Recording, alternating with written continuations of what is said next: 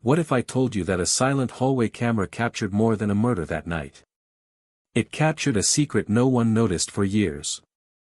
At 12:47 a.m., a man knocked on a door. At 12:52 a.m., a life ended.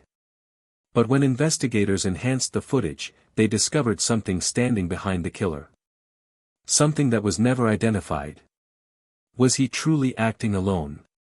Or was someone else watching from the shadows the entire time? Stay with me, because what the CCTV recorded in complete silence will leave you questioning every camera you think is there to protect you. CCTV captures cold-blooded murder in silence. True crime documentary. The hallway camera had no sound. Only a flicker of black and white light. Only the steady blink of a red recording dot. It was past midnight when the building settled into silence. Apartment doors locked. Televisions dimmed. Footsteps faded into memory. Outside, a thin fog pressed against the street lamps. The parking lot glistened from a recent rain. Everything looked ordinary. Too ordinary. At 12:47 a.m., the elevator doors opened. A man stepped out. Dark coat. Baseball cap pulled low. Hands buried in his pockets. The camera caught his face for less than a second. Expression blank. Eyes focused. He did not hesitate. He walked down the narrow corridor with measured steps. The carpet absorbed the sound. The fluorescent lights hummed overhead. At the end of the hall, apartment 304. A faint strip of warm light beneath the door. Inside, Emma Carter stood at her kitchen counter. A kettle steamed softly. Chamomile tea. Her favorite before sleep. She rubbed her tired eyes and glanced at the clock. 12:48 a.m. She felt safe here. Third floor. Security entrance. Neighbors on every side. A soft knock echoed through the apartment. 3 taps. Slow. Deliberate. Emma froze. The kettle continued to hiss. Another knock. This time firmer. Her heart tightened. She was not expecting anyone. She moved toward the door cautiously. Her bare feet silent against the tile. The peephole showed only darkness. Then a shadow shifted. A voice drifted through the wood. Low. Calm. He said her name. Every muscle in her body stiffened. She knew that voice. From work. From polite conversations in bright office rooms. From harmless smiles. Her hand hovered over the lock. Logic whispered that it was nothing. Instinct screamed otherwise. In the hallway, the camera recorded everything. The man stood perfectly still. Head tilted slightly toward the door. Waiting. Inside, Emma unlocked the deadbolt. One click. Then the chain. A soft metallic slide. The door opened barely an inch. That was enough. His hand shot forward. Violent. Precise. The door slammed against the wall. Emma stumbled backward. Her breath turned sharp and ragged. The kettle shrieked as it boiled over. Steam clouded the small kitchen. He stepped inside and shut the door with chilling calm. The hallway returned to silence. The camera watched the closed door. Unblinking. Unfeeling. Inside the apartment, chaos unfolded in suffocating quiet. Emma backed into the counter. Her fingers searched blindly for something to defend herself. A ceramic mug slipped from her grasp. It shattered across the floor. He advanced slowly. No rush.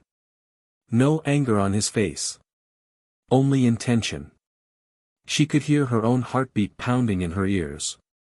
A thick, roaring pressure. She pleaded. Her voice trembled. She asked why. He gave no answer. His hand reached into his coat. Metal caught the kitchen light. Cold. Silver. A blade. Emma tried to run. Her foot slid on boiling water. She fell hard against the cabinet. Pain shot through her shoulder. He closed the distance in 2 strides. The room felt smaller. The air thinner. Her final scream was swallowed by the walls. At 12:52 a.m., the hallway remained empty. At 12:53 a.m., the elevator doors opened again. The man stepped inside. His coat appeared darker now. His face still calm. The doors slid shut. By morning, neighbors would complain about a burnt smell. By noon, police would review the footage. They would watch the silent corridor. They would replay the moment the door opened. Frame by frame. They would see how quickly normal life shattered. How easily trust invited horror inside. Emma Carter was found on the kitchen floor. Tea still warm in the mug shards. The apartment frozen in the exact second terror took hold. The camera had captured the killer's entrance. It had captured his exit. It had captured everything except the sound of a life ending. Investigators would later say the silence was the most disturbing part. No struggle echoed into the hall. No neighbor heard a thing. Just a man walking in. And walking out. But the footage held one detail that chilled even seasoned detectives. As the elevator doors closed, the man looked directly into the camera. He smiled. Not wide. Not dramatic. Just enough to show awareness. As if he knew the world would eventually be watching. As if he wanted the world to watch. The elevator descended slowly. Floor numbers lighting up one by one. 3. 2. 1. The lobby camera picked him up again. A wider angle. Dim lights reflecting off polished tile. The night guard sat at his desk. Head lowered. Asleep. A small television flickered beside him. Muted news headlines scrolled across the screen. The man walked past without a glance. The main doors opened with a soft mechanical sigh. Cold air rushed in. Fog wrapped around his legs. He stepped into the night. The doors closed behind him. Inside apartment 304, the kettle had finally stopped screaming. Steam faded. The only movement came from a slow drip of water off the counter. Drip. Drip. Drip. At 6:12 a.m., a neighbor stepped into the hallway. She paused. A faint metallic scent lingered in the air. Sharp. Unsettling. She frowned at apartment 304. The door was slightly open. Just an inch. She knocked gently. No response. She pushed the door wider. The smell hit her fully. Copper. Heat. Something terribly wrong. Her scream shattered the morning quiet. Within minutes, sirens echoed outside the building. Red and blue lights flashed against the fog. Police sealed the floor. Yellow tape stretched across the corridor. Officers moved in careful silence. Shoes crunching over broken ceramic. One detective stopped near the kitchen. He observed everything. The overturned chair. The streaks across the tile.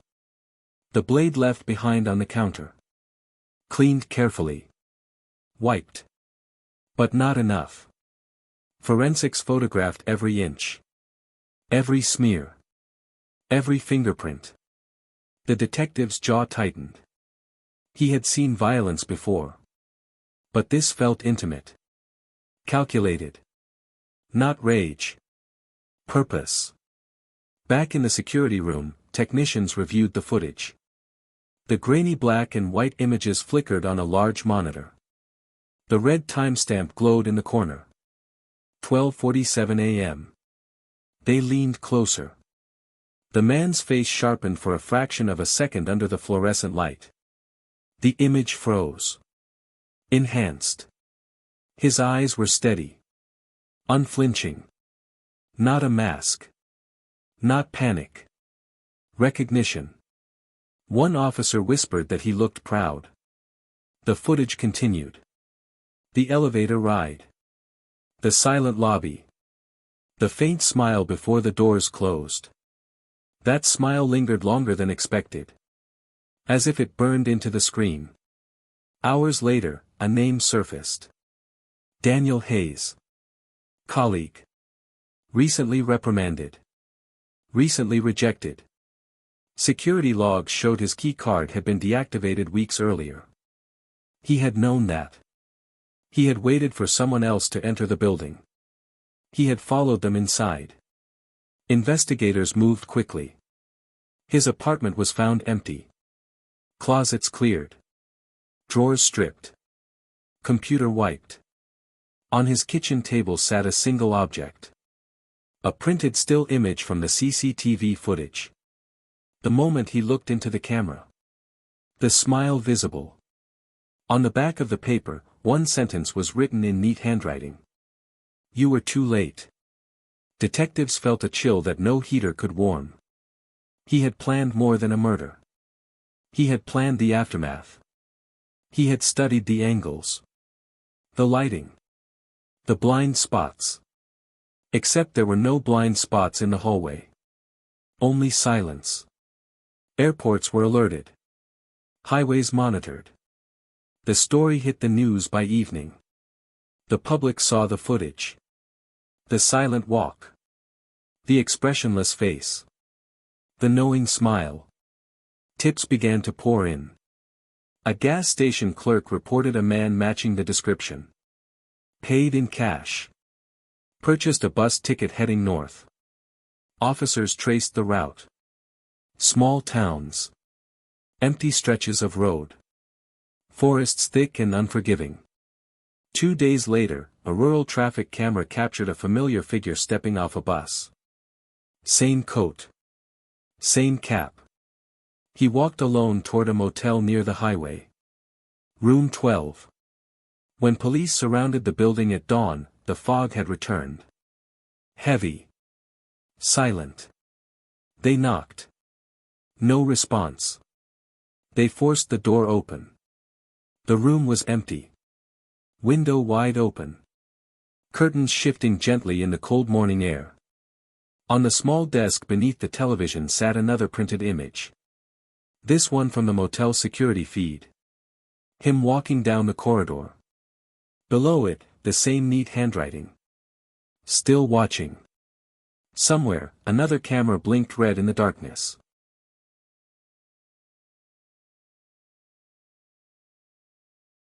Somewhere, another camera blinked red in the darkness. A highway toll booth recorded a car passing through at 3:17 a.m. The driver kept his head low. The camera caught the curve of his jaw. The familiar cap. Fog smeared the edges of the frame. Detectives mapped the route. Northbound. Away from cities. Toward open land and forgotten towns. The car was found abandoned 2 days later. Parked near a trailhead deep in state forest. Engine cold. Doors unlocked. No sign of struggle. Only silence pressing against the trees. Officers searched the woods in tight formation. Boots sinking into damp soil. Breath turning white in the morning air. Crows watched from above. Unmoving. A small cabin stood half a mile from the trail. Old. Weathered. One officer noticed a faint thread of smoke rising from the chimney. They approached carefully. Weapons drawn. The door was slightly open. Inside, the air smelled of burnt paper. Ash drifted lazily in the fireplace. On a wooden table sat a portable monitor. Connected to a battery pack. Playing a live feed. Apartment 304 hallway. The same fixed angle. The same door now sealed with evidence tape. The red recording dot blinking steadily. Daniel Hayes had been watching the investigation unfold in real time. Beside the monitor lay photographs. Printouts from different cameras across the city. Elevators. Parking garages. Street corners. Each photo marked with dates and times. A pattern. A collection. This was never random. A floorboard creaked from the back room. Officers moved toward the sound. The air felt heavy. Oppressive. In the dim bedroom, he stood near the window. Still. Facing them. No weapon in his hands. No attempt to run. His eyes were calm. Almost curious. As if this moment was another scene to observe. One officer ordered him to step forward. He did not move. Another command echoed through the cabin. Louder. Sharper. Daniel slowly raised his hands. His lips curled into that same restrained smile. Controlled. Knowing. He whispered something too soft to catch. Officers moved in and restrained him. Cold metal cuffs snapped around his wrists. Outside, the forest remained silent. As they led him out, he glanced toward a small camera mounted above the cabin door. Battery powered. Recording. The red dot blinked. He tilted his head slightly. The faintest nod. Back at the station, investigators searched the cabin thoroughly. Hidden beneath the bed, they found a hard drive. Encrypted.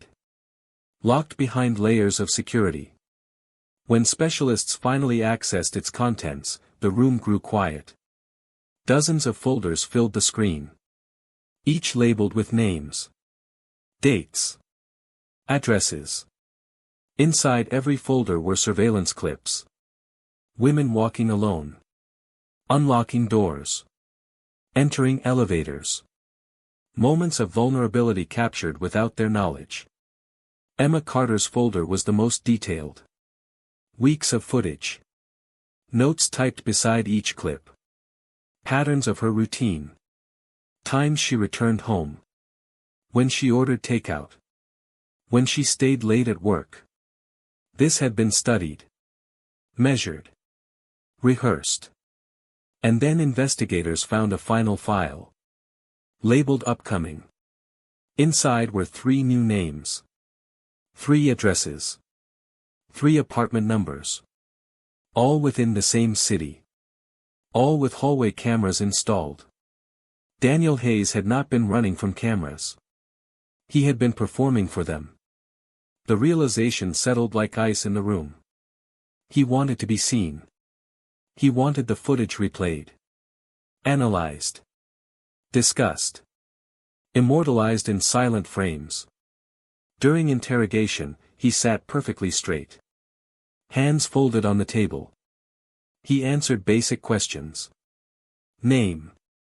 Age. Occupation. When asked why, he simply looked toward the ceiling corner. There was no camera there. Still, he smiled. As if imagining one. News of the additional target sent shockwaves through the community. Police contacted the women immediately. Officers stationed outside their homes. Fear spread faster than facts. Every hallway camera now felt different. Less protective. More invasive. Weeks later, during the trial, the prosecution played the CCTV footage for the jury. The silent walk down the corridor. The knock. The forced entry. The exit. The smile. The courtroom held its breath. Even without sound, the horror was undeniable. Daniel showed no emotion as the footage ended. No regret. No anger. Only stillness. When the verdict was read, he remained motionless. Life imprisonment. No possibility of release. As deputies escorted him away, he turned once more toward the cameras lining the courtroom walls. Reporters raising lenses. Red recording lights glowing. He held their gaze. For a second too long. Then he smiled again. Years later, the footage still circulates in documentaries and training seminars. The hallway. The knock. The moment the door opens. Experts analyze his posture, his pacing, his composure. They call it one of the most chilling examples of calculated violence captured on surveillance. But what unsettles viewers most is not the attack itself. It is the awareness. The certainty in his eyes.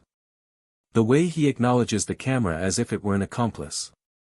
Some nights, security guards in that same building swear the hallway feels colder than the rest.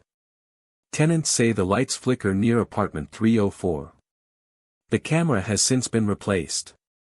Upgraded. Higher resolution. Wider angle. Yet the red dot still blinks in the quiet hours after midnight. Watching. Recording. Waiting. Waiting. The building changed management the following year. Fresh paint covered the corridor walls. New carpet softened every step. Apartment 304 was renovated. New cabinets. New flooring. A different shade of white. But the layout remained the same. The same narrow hallway leading to the same kitchen. Prospective tenants often paused at the doorway.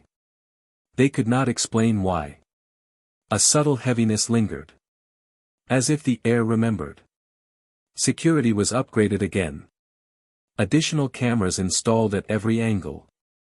Lobby. Stairwell. Parking garage. Even the trash disposal room. Monitors filled the security office wall. Multiple red dots blinking in unison. A quiet constellation of watchers. One evening, nearly 3 years after the murder, a new guard began his shift. Young. Attentive. Eager to prove himself. He had studied the infamous footage during training. Frame by frame. He knew the timestamp by heart. 12:47 a.m. He promised himself he would never fall asleep on duty. The night passed slowly. Elevator doors opening and closing. Tenants returning from late shifts. Delivery drivers dropping off packages. Routine movement. Nothing unusual. At 12:46 a.m., the hallway outside apartment 304 was empty. The corridor lights hummed softly. The camera view steady and sharp. At 12:47 a.m., the guard leaned closer to the monitor. A habit. A reflex. He stared at the screen. Half expecting to see a shadow step into frame. Nothing happened. He exhaled quietly. Relief mixed with embarrassment. He told himself that buildings do not hold ghosts. Cameras do not summon memories. Time moved forward.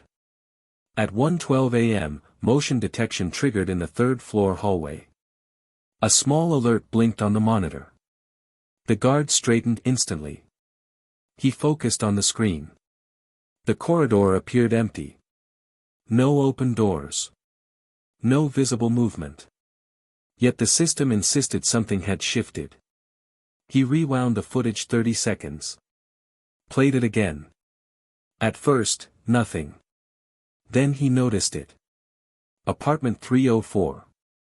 The door handle moved slightly. Barely perceptible. A subtle downward press. As if tested from the outside. The guard felt a cold ripple across his arms. He checked the tenant log. Apartment 304 was currently vacant. Renovation finished. No lease signed yet. No one should have been there. He radioed another guard. Requested a floor check. 2 officers stepped into the elevator moments later. The security feed showed them exiting on the 3rd floor. Walking cautiously toward 304. The hallway stretched long and quiet before them. They reached the door. One officer tried the handle. Locked. He knocked firmly. Silence answered. They waited. Listened. Nothing. The guard in the security room kept his eyes on the monitor. His pulse thudded in his ears. The officers eventually returned to the elevator. False alarm, one of them said over the radio. Probably a pressure shift. Old building settling. The guard nodded to himself. Reasonable explanation. He replayed the clip one more time. Slowed it down. Frame by frame. The handle moved again on screen. Clearer this time. A deliberate turn. Not wind. Not settling wood. A hand. Just as the handle reached its lowest point, the camera glitched. A brief distortion. Horizontal lines cutting across the image. When the picture stabilized, the hallway was empty. The door handle still. The red recording dot blinking faithfully in the corner. The guard swallowed hard. He checked the timestamp. 12:52 a.m. The exact minute Emma Carter had fallen 3 years earlier. A chill crept up his spine. He told himself it was coincidence. Systems malfunction. Electrical interference. Nothing more. At 3:03 a.m., another alert flashed. This time from the lobby camera. The guard switched screens. The main doors stood closed. Street outside deserted. Fog curling against the glass. Then the doors opened slowly. No one visible between them. Cold air rushed into the lobby. Papers on the desk fluttered slightly. The guard stared in disbelief. The doors remained open for several seconds. As if held by an unseen presence. Then they closed gently. The monitor returned to stillness. The guard felt his mouth go dry. He reviewed the exterior camera. No figure approaching. No vehicle parked outside. Just empty pavement under streetlight glow. At 3:17 a.m., the elevator descended from the 3rd floor. No button press registered. No resident keycard used. The digital panel lit up on its own. 3, 2, 1. The doors opened into the vacant lobby. No one stepped out. The guard remained frozen in his chair. Every rational explanation felt thinner by the second. He forced himself to stand. Walked slowly toward the actual lobby. Heart hammering. The real space felt colder than usual. The elevator doors were open. Empty. Silent. He stepped inside. Pressed the button for the 3rd floor. The doors closed with a heavy slide. As the elevator rose, he stared at his own reflection in the mirrored wall. Pale. Uneasy. The doors opened to the hallway of apartment 304. The corridor lights flickered faintly. The air felt dense. He walked toward the vacant unit. Each step echoing softly now. The door stood at the end of the hall. Still locked. Still untouched. He reached out and placed his hand on the handle. Cold metal under his palm. For a moment, nothing happened. Then from somewhere behind him, faint and unmistakable. 3 slow knocks echoed through the corridor. 3 slow knocks echoed through the corridor. Measured. Deliberate. The guard froze. The sound had come from directly behind him. He turned slowly. The hallway stretched empty in both directions. Every door closed. Every light steady. His breathing grew shallow. The knocks came again. 3. Exact spacing. Not from a door this time. From the wall beside apartment 304. From inside. His pulse pounded against his temples. Apartment 304 was empty. No furniture. No electricity connected. No tenant. Yet the sound was unmistakable. Knuckles against wood. He stepped back from the handle. His radio crackled at his shoulder. Static at first. Then a faint whisper buried in distortion. Too low to understand. He grabbed the radio. Called for backup. No reply. Only that same soft static. He swallowed and forced himself forward. He inserted the master key into the lock. His hand trembled despite his effort to steady it. The lock turned with a dull click. He pushed the door open slowly. The apartment interior was dark. Moonlight spilled across the bare floor through the kitchen window. Long shadows stretched across the walls. The air inside felt colder than the hallway. Heavy. Still. He stepped in. The floor creaked under his weight. The smell hit him immediately. Not strong. But faintly metallic. Old copper lingering in drywall. His throat tightened. He swept his flashlight across the kitchen. Empty counters. Clean sink. Fresh paint. Nothing out of place. The beam drifted toward the floor. For a split second, he saw it. A dark shape near the cabinet. Human outline. Curled on the tile. He gasped and jerked the light upward. The shape vanished. Only smooth flooring remained. His heart raced violently now. He told himself it was memory playing tricks. Stories embedded in the mind. He moved deeper into the apartment. Bedroom empty. Closet empty. Bathroom spotless. Silence wrapped around him. Thick and suffocating. Then behind him, the apartment door slammed shut. Hard. The sound exploded through the space. He spun around. The door was closed tight. No draft. No visible cause. His flashlight flickered once. Twice. Then steadied. From the kitchen came the faint sound of water beginning to boil. A soft rising hiss. His stomach dropped. There was no kettle. No appliance plugged in. Yet the sound grew louder. Steam seemed to curl faintly near the counter. His ears rang. His breath quickened. And then he heard it. A whisper. Close to his ear. Low. Calm. He recognized the tone from the training footage. From the courtroom recordings. From the interrogations. A man's voice. Soft and steady. He said the guard's name. Every muscle locked in place. The whisper continued. You are watching. The flashlight went out completely. Darkness swallowed the apartment. The boiling hiss reached a sharp peak. Then stopped instantly. Silence crashed down. The guard fumbled for the door. His hands shaking violently. He found the handle and pulled it open. The hallway lights blazed normally outside.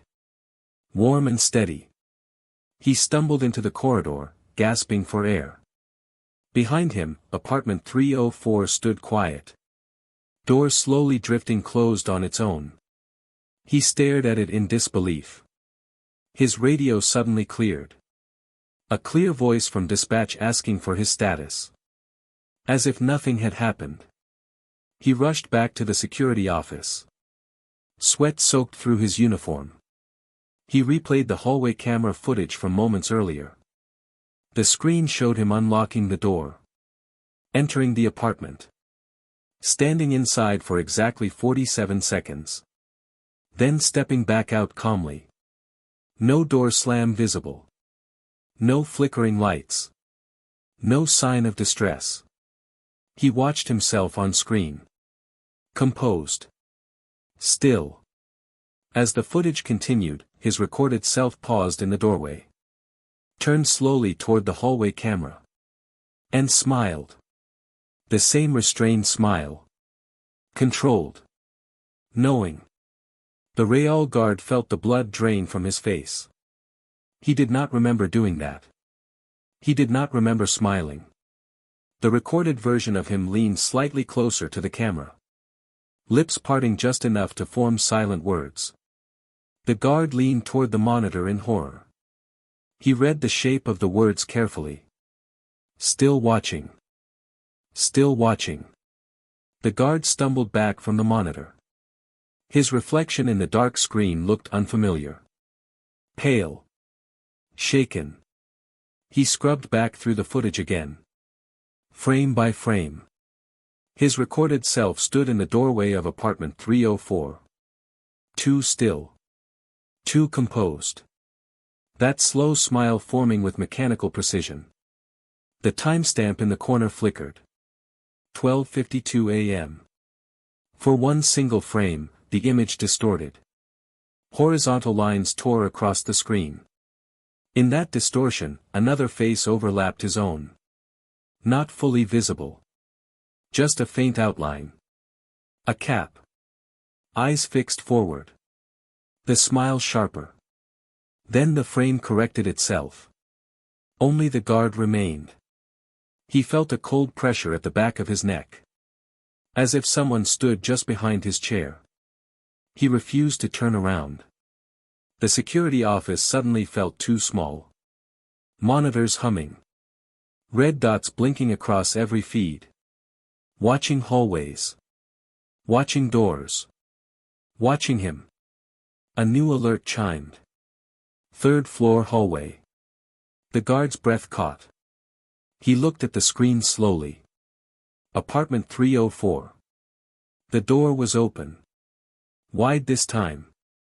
Darkness pooled inside the unit. No officers on the floor. No residents nearby. The hallway lights flickered once. Then steadied. From the black interior of the apartment, a shape shifted. A figure stepped forward. Not fully visible. Only the outline of shoulders. A familiar tilt of the head. The guard felt rooted to his chair. The figure did not rush. Did not stumble. It moved with calm intention. It stopped in the doorway. Facing directly into the hallway camera. The image sharpened for a moment. Enough to see the face clearly. It was his own. Same uniform. Same badge. But the eyes were wrong. Colder. Empty of fear. The figure smiled slowly. The real guard's chest tightened painfully. On the monitor, his double stepped out into the hallway. The apartment door drifted shut behind it. Soft click. The figure began walking toward the elevator. Measured steps. The exact pace from the original murder footage. The guard shot up from his chair. His knees nearly buckled.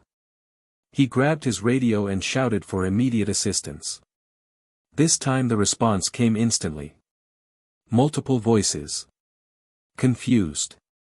Asking what was wrong. He pointed at the monitor as if they could see through his eyes. The elevator on screen opened. His double stepped inside. Turned toward the interior camera. Looked up directly into the lens. That same restrained smile. The doors slid closed. The floor indicator began to descend. 3. 2. 1. The lobby camera activated automatically. The elevator doors opened. The lobby was empty. No one exited. No one stood inside. The cabin light flickered softly. Then the doors closed again. The guard's radio crackled with approaching footsteps from down the hall. Other officers rushing toward the security room. He looked back at the third floor camera. Apartment 304 door was closed. Still. As if untouched. The timestamp rolled forward normally now. No distortion. No flicker. The officers burst into the security office moments later. They found the guard standing rigid in front of the monitors. Sweat on his brow. Eyes wide. He pointed silently at the screen. They reviewed the footage from the last 5 minutes. Nothing unusual appeared. No open door. No second figure. Only the guard sitting alone at his desk. Watching. One officer frowned. Asked if he felt well. Another suggested fatigue. Stress. Too many late-night shifts. The guard shook his head slowly. He rewound again to 12:52 a.m. The moment he entered apartment 304. The footage showed him unlocking the door. Standing there. Pausing. Turning toward the camera. Smiling. The same smile. One officer leaned closer to the monitor. His voice low. He asked why the guard would smile like that in an empty hallway. The guard felt his stomach twist violently. He whispered that he never smiled. He never turned toward the camera. The officers exchanged uneasy glances. Behind them, all the monitors continued blinking quietly. Recording every angle of the building. Capturing every breath of movement. Unblinking. Unfeeling. On the third-floor feed, for a fraction of a second, the door handle of apartment 304 twitched downward again. Only once. Subtle. Precise. None of the officers noticed. But the camera did. Weeks passed. The guard resigned quietly. He gave no detailed explanation. Only said that the night shift no longer felt right. The building replaced him within days. Life resumed its rhythm. Tenants moved in and out. Packages arrived. Elevators hummed. Apartment 304 was finally leased to a young couple who knew nothing of its history. They painted one wall blue. Placed plants near the window. Laughed in the kitchen where silence once suffocated the air. For a while, nothing unusual occurred. The cameras recorded ordinary life. Morning joggers. Late grocery runs. Arguments over parking spots. Routine. Predictable. Safe. Then on the third anniversary of Emma Carter's death, the building management received an anonymous envelope. No return address. No postage stamp. It had been slipped under the office door. Inside was a single flash drive. Unlabeled. Cold to the touch. Police were contacted immediately. Technicians examined the device in a controlled lab. When they opened the only file inside, the room fell silent. It was security footage. High resolution. Crystal clear. A camera angle that did not belong to the building. The view showed the third-floor hallway. Apartment 304 centered perfectly in frame. The timestamp read the night of the murder. 12:46 a.m. The footage continued past the moment investigators had always relied upon. It showed Daniel Hayes standing outside the door. Waiting. Then something shifted behind him.